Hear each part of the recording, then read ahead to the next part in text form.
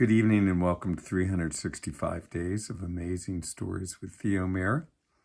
Here we are on day number 25 in the year of 2024.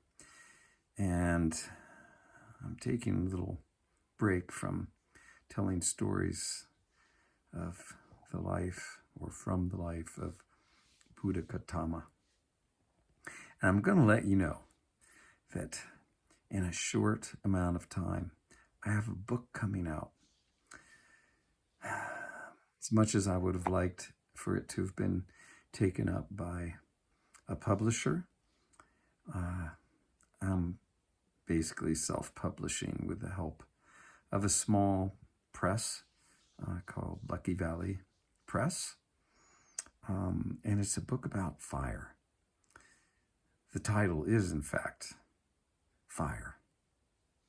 Fire on the Mountain, Living with Fire in the Mountains of Big Sur.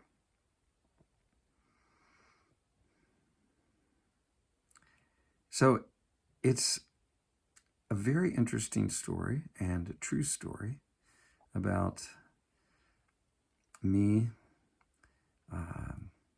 fire, how we as people use fire sometimes in beneficial ways, and how we can make a mess with fire if we don't handle it properly. I spent 6 years on Mid-Coast Fire Brigade and ended up quitting at the end of the Sobranis fire. And the story is a lot about the Sobranis fire, which was in 2016. Toward the end of July, it started. And it burned about 130,000 acres and cost $230 million while it was being dealt with. An interesting thing is that on the morning of that fire, 3 of us responded to the fire from Mid-Coast Fire Brigade. Norm Cotton, Andreas Baer, and myself.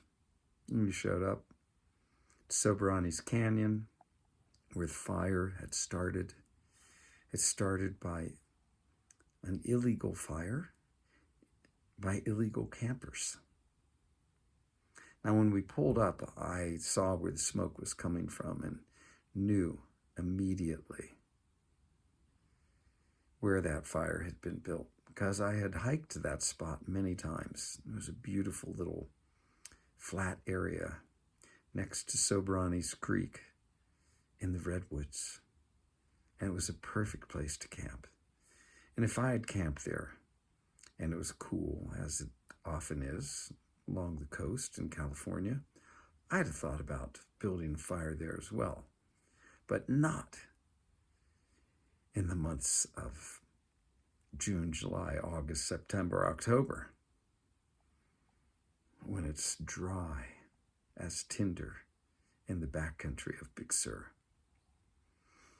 Probably some tourists from who knows where, but the amazing thing was that as we were sitting there in the engine, waiting to see if we could be of some service, we had checked in with the incident commander, better known as the IC, who was standing in a group of other officials in a circle about 1.5 miles away from the fire, and they were all talking. We checked in with them, and the response from the IC was, "We've got it handled. You guys can go home."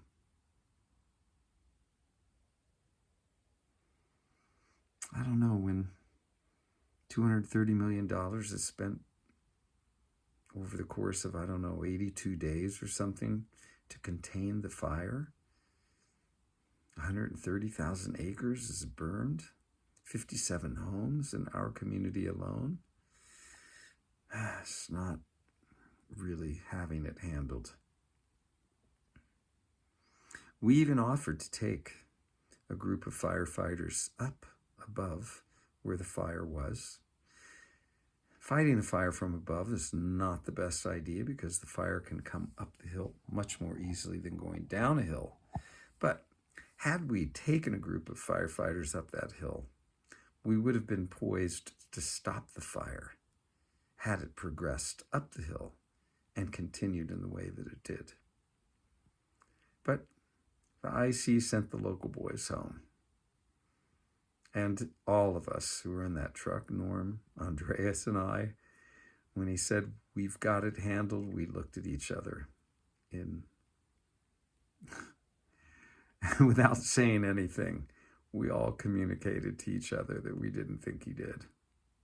Now, the amazing thing as well that happened as we were sitting there in the engine was that 3 men came hiking out of the canyon with full backpacking gear. Nobody stopped them. California State Parks was there.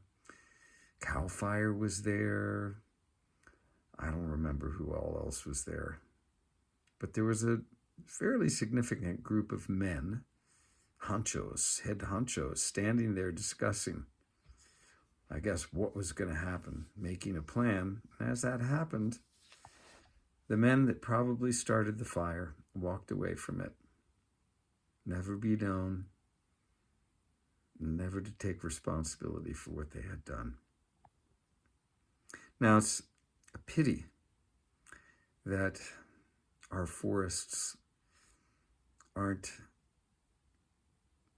more diligently monitored, especially on trails like that. Wouldn't it be nice to have a force of rangers who would go out and take care of our lands, make sure that things weren't happening that shouldn't be? And it seems to me that if an organization is given land, if it's responsible for large parcels of land, they should either close it down or range through it with rangers to make sure that it is taken care of in the proper way, that people don't do stupid things out there.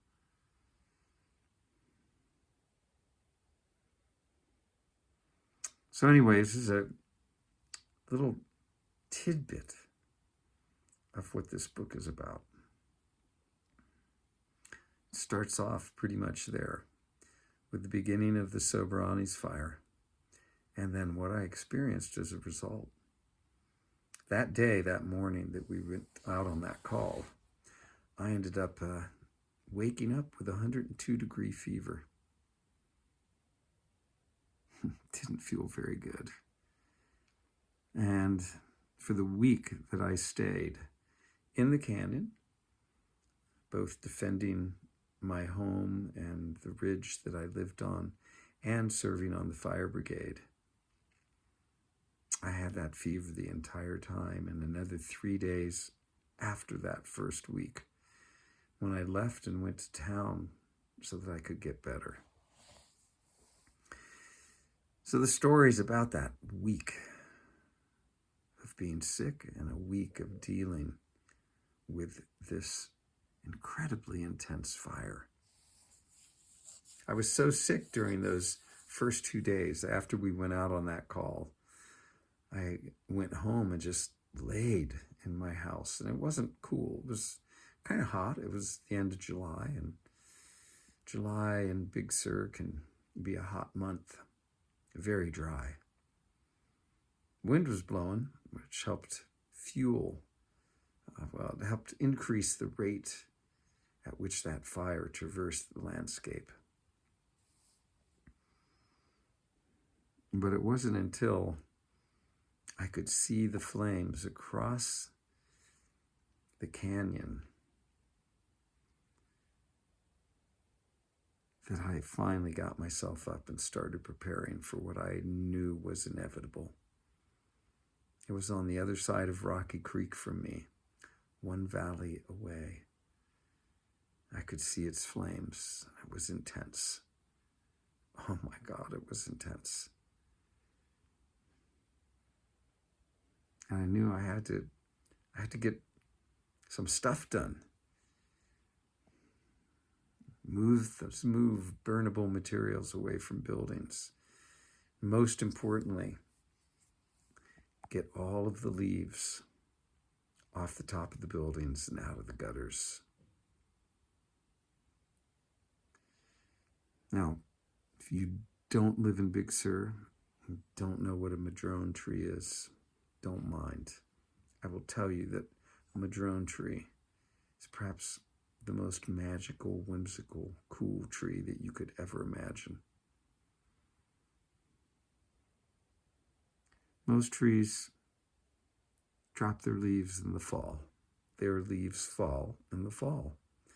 But madrone trees drop their leaves in July, a little bit in August.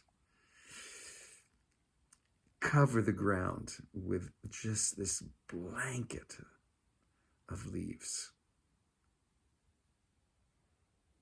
New green leaves coming onto the branches at the same time that the old dead leaves are dropping.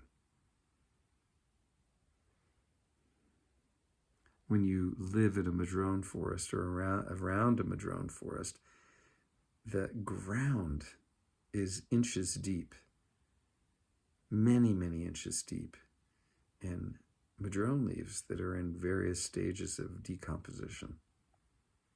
But it is during the month of July that the most leaves are dropped, therefore creating an incredible fuel source for that fire to continue moving quickly once it got to the forest.